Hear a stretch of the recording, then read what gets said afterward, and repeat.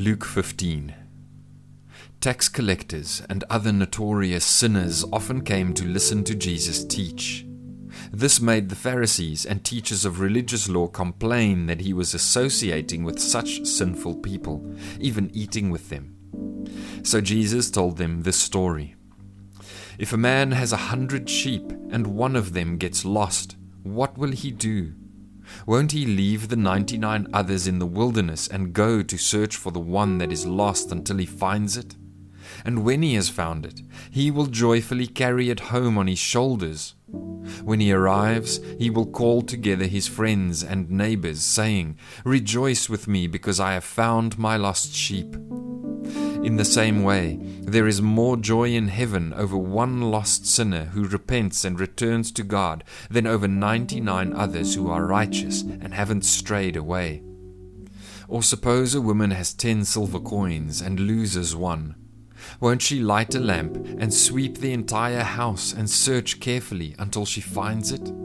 And when she finds it, she will call in her friends and neighbors and say, "Rejoice with me, because I have found my lost coin." In the same way, there is joy in the presence of God's angels when even one sinner repents. To illustrate the point further, Jesus told them this story. A man had 2 sons. The younger son told his father, "I want my share of your estate now before you die." So his father agreed to divide his wealth between his sons. A few days later, this younger son packed all his belongings and moved to a distant land, and there he wasted all his money in wild living. About the time his money ran out, a great famine swept over the land, and he began to starve.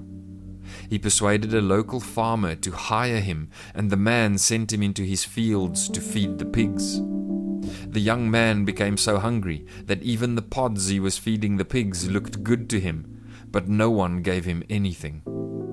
When he finally came to his senses, he said to himself, "At home, even the hired servants have food enough to spare, and here I am dying of hunger.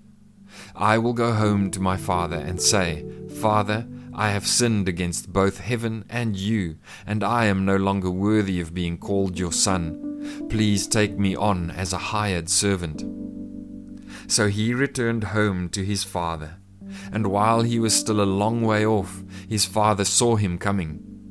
Filled with love and compassion, he ran to his son, embraced him, and kissed him. His son said to him, 'Father, I have sinned against both heaven and you. I am no longer worthy of being called your son.'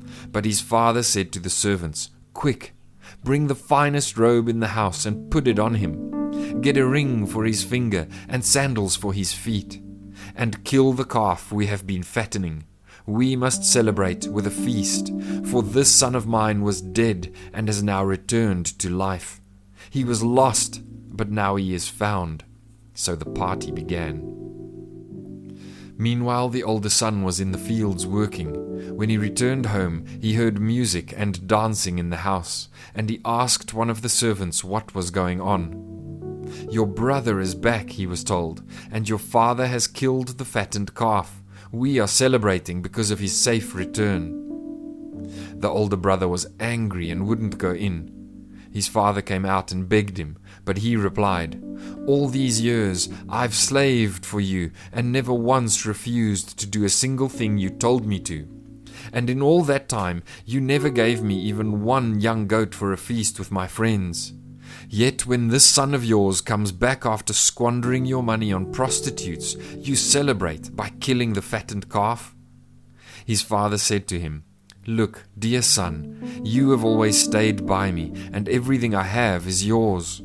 We had to celebrate this happy day, for your brother was dead and has come back to life. He was lost, but now he is found.'